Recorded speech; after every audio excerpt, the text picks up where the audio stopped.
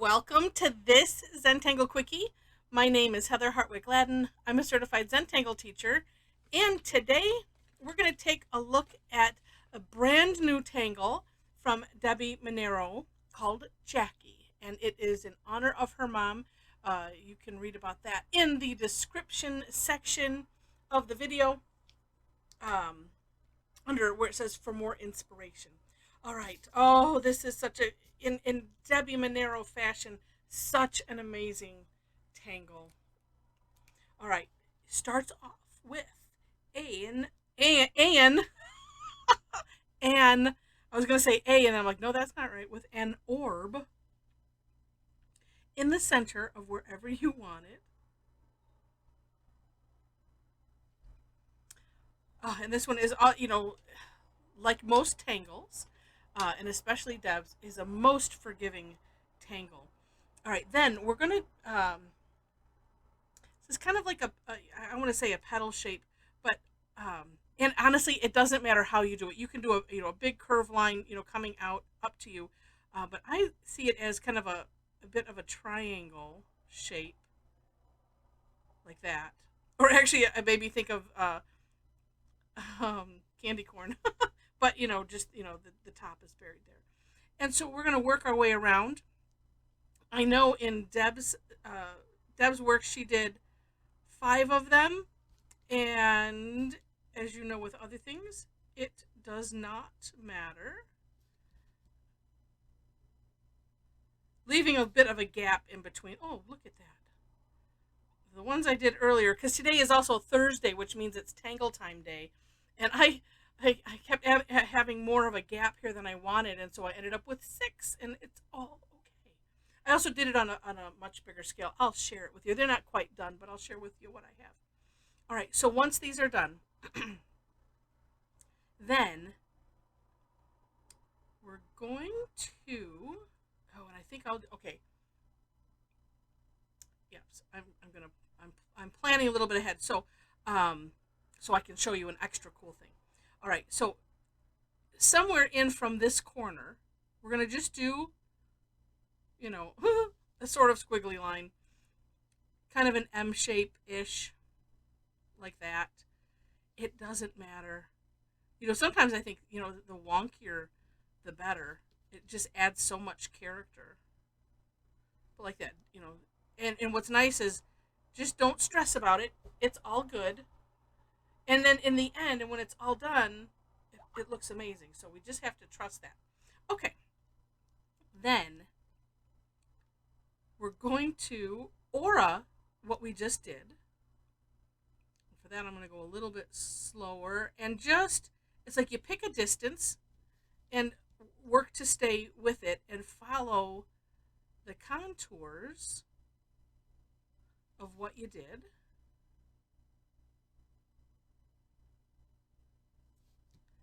And I tell you what, just the act of auraing makes things look so neat in general. Sometimes if a tangle just doesn't look quite right, it's like, oh, let's just aura the whole thing. It's amazing. It really is. Okay, then, and I'm like going, oh, and I see I did not leave myself much room, but that's okay. Where I didn't leave myself much room, we'll just make it work.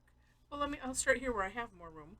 We're gonna essentially do a similar shape to this up here.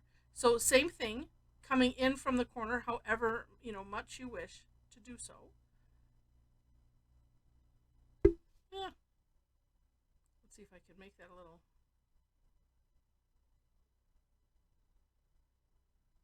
Like that. Well, yeah. Well, let me come from this side. Going right off of the edge there, and it wasn't. My pen was not grasping it. All right, let's try this one. This one's going to be real small. All right, and okay. Then we're going to add just a little curve line in here. There, of course, many other ways that you can do this. We had a lot of fun playing with this, but I'm going to follow the step out, and So about there, like that. And it's probably safe to uh, trace over that line as you're leaving that line. Have it kind of, you don't merge out. I don't know what you call it. This is like the takeoff and land concept. So we trace over a little bit and then come off that line. And then when you land on it, trace over on the other side. So that way it looks like it just fits right in there. Not like this first one. This is the example of what it looks like if you don't do takeoff and land, or if you're not thinking on those lines. You get these little, this little bump. Then you have to then figure out how to blend in. All right. Now from here, these are essentially decorating items, and we're going to go ahead and we're going to do what's on the step out. But just know you can have as much fun with this as you want. So in this last step, we created these shapes in between the first ones that we did. So here, I'm going to come out from the end. We're just going to do a little curly, or not curly Q. Oh, you could though. That would look neat too. But we're just going to do a little, part curve. It looks like a shepherd's hook, and put a little orb on the end of it. And just in those sections,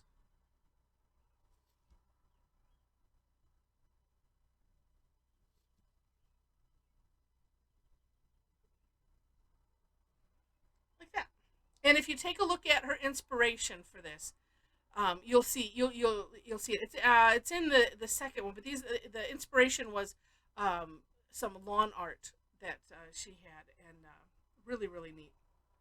Okay, then in these big sections, she did straight lines. But before I do that, do I want to do that now? No, I can do it after, because that way I can share that concept. All right, so we're just going to do some nice, easy, straight lines.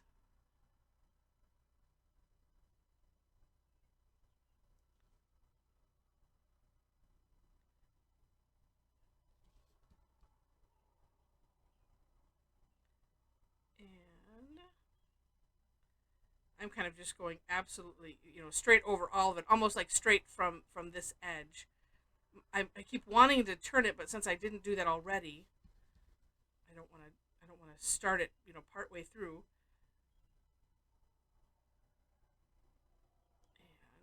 And if you can do these light-ish, kind of like just tickle the paper, then it creates a neat effect. And then the bonus of that is, it doesn't,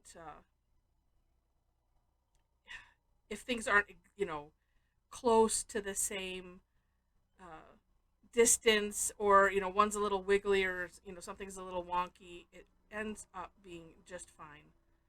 It's just different when we do more deliberate hard stroke on the paper. All right.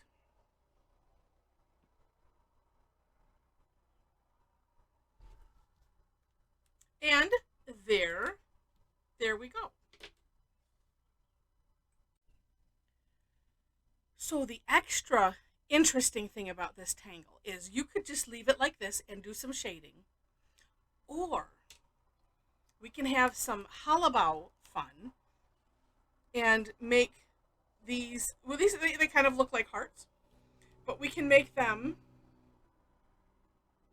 more like loops where there's a background.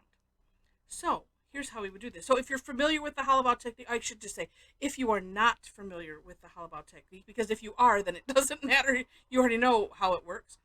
So what we do is, so here's this line, and I need to imagine where it's gonna end up.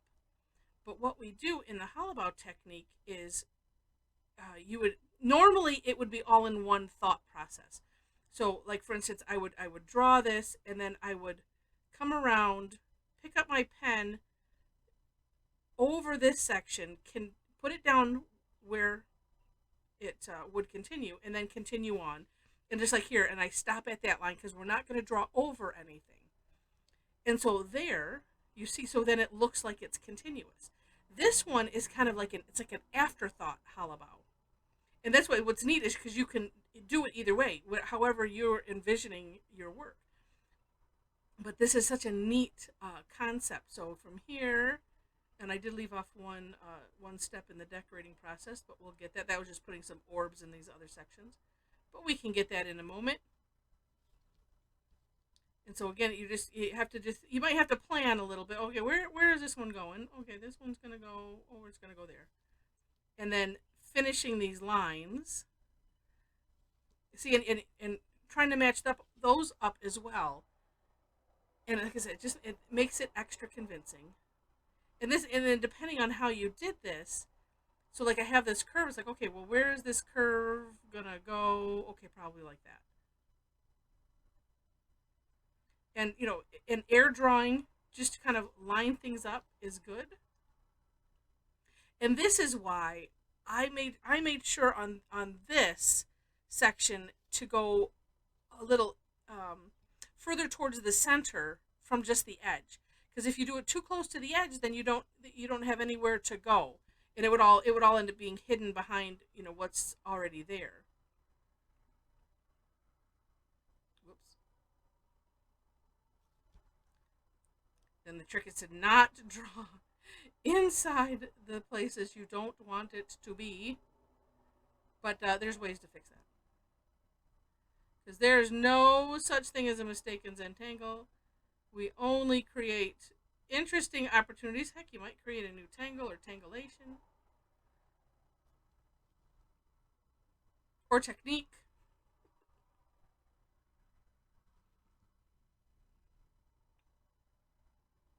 But I wanted to share this because it is such a neat thing.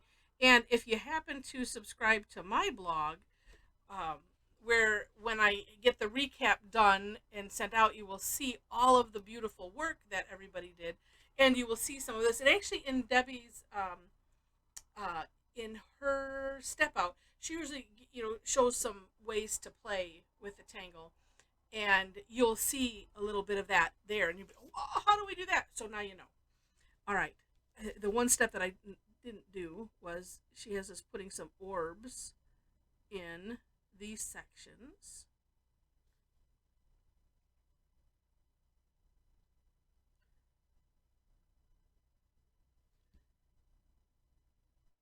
And you can, have as much fun as you want.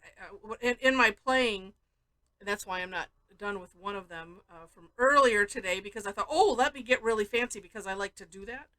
And then, and then think about, like, oh, get really fancy and make things difficult on myself. I thought, oh, well, we could do Hollabaugh through all of those holes. Yeah, it didn't look very good. So, and it was just, it was like, and working too small, it doesn't help. So, you certainly could, but that's a lot of work.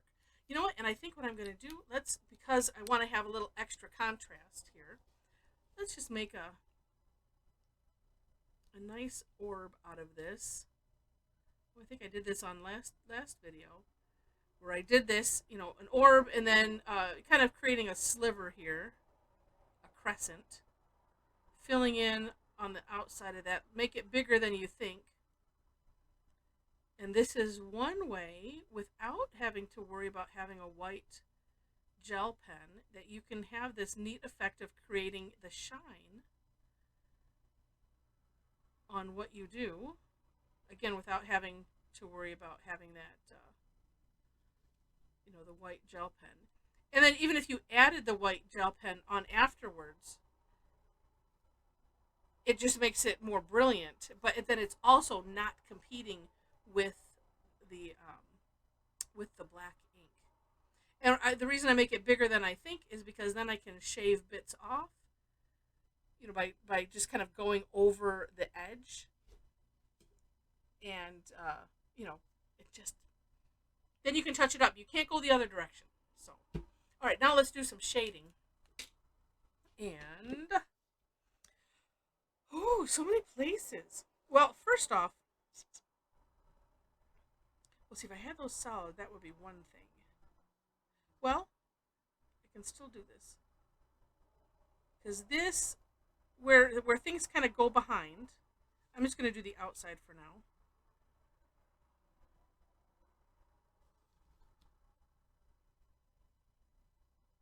Because then we can come in and kind of maybe carefully do the inside or use what's left on the tortillon. But we'll see what this looks like first.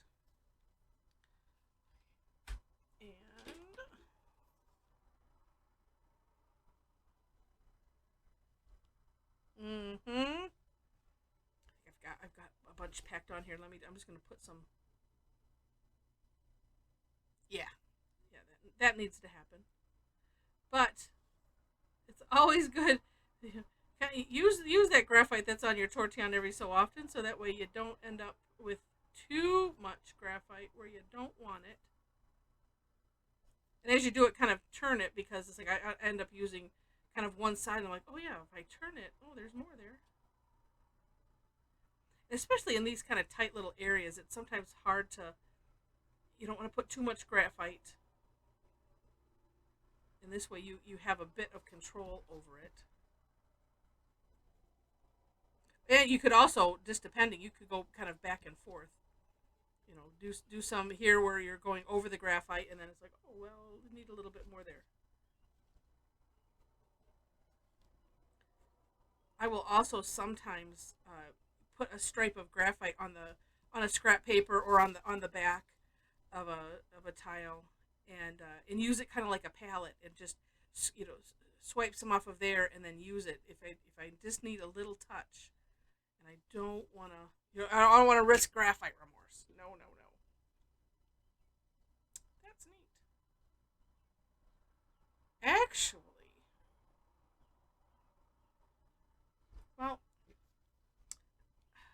well, you know what? Let's see, what's behind what? These are kind of behind the other. So I'm going to put some graphite. I'm only putting it on one side right now just because I like to have the tortillon, the tip of the pencil, excuse me. Tortillon, same thing. The tip of it on the line. I don't want to go over. You could also think of it as the line you want, where you want it the darkest. That's where you put that tip. And actually, this I could just do what I call it the scooch technique. So I'm just kind of going straight up and down, and as you can see, it spreads it out, and it creates a bit of a gradient, but it's not. We still have some original tile color there in the center. Oops, I didn't get this side. Yeah, and so it kind of pops these out.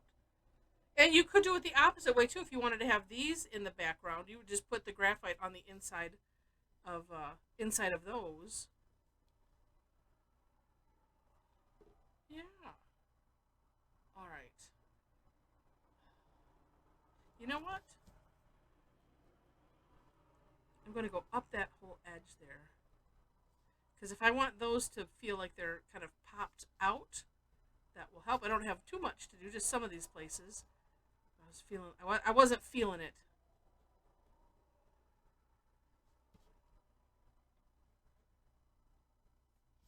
I was tempted to go around the outside of it, but I don't want to have too much in the graphite. Oh, here's an idea. Watch this. So we kind of did here. I'm just using what's left on the tortillon, and we'll do a little drop shadow in there.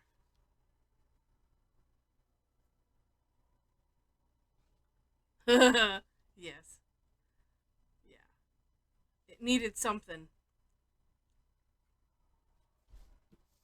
Oh, there we go. Oh my gosh. Now, if these were a little bit bigger, well, maybe on the ones that are bigger, I'm going to do this. Let's put some on the edge here. Maybe not the other ones, or I could just use what's left on my tortillon. That could be. Because these are just so small. But being that these are bigger, let's have them It creates a bendy look. Oh, but it looks silly with just having those two, doesn't it? All right, we'll use what's left on the tortilla. So it's just a hint of, and then it doesn't look weird. Yep, yep, yep.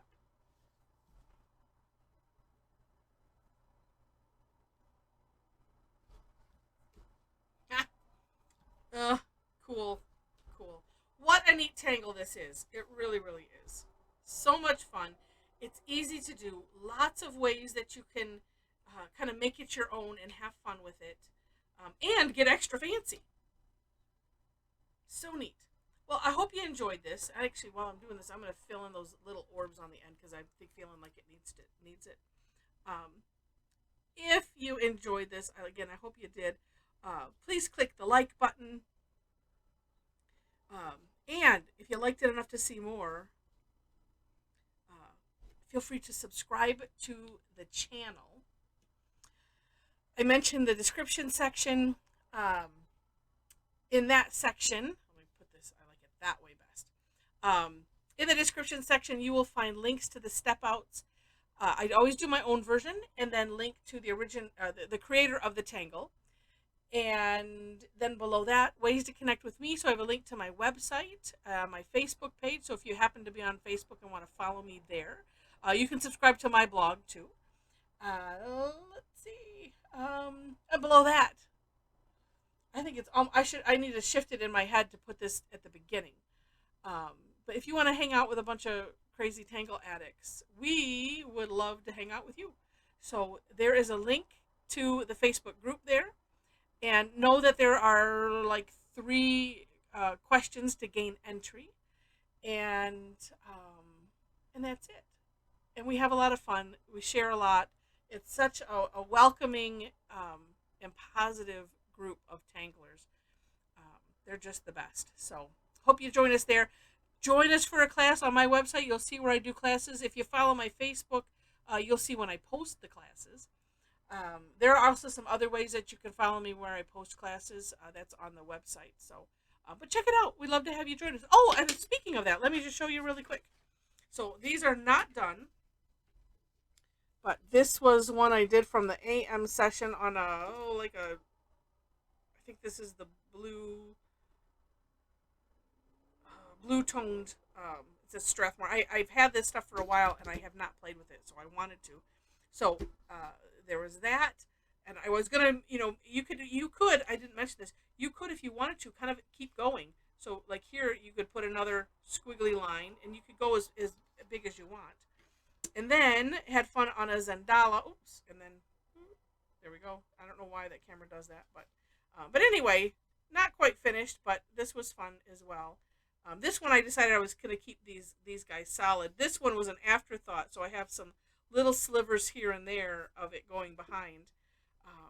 But that's why I wanted to show it afterwards, because if you decide you want to do it, you can. All right. So with that, thanks so much for watching. And I wish you happy tangling.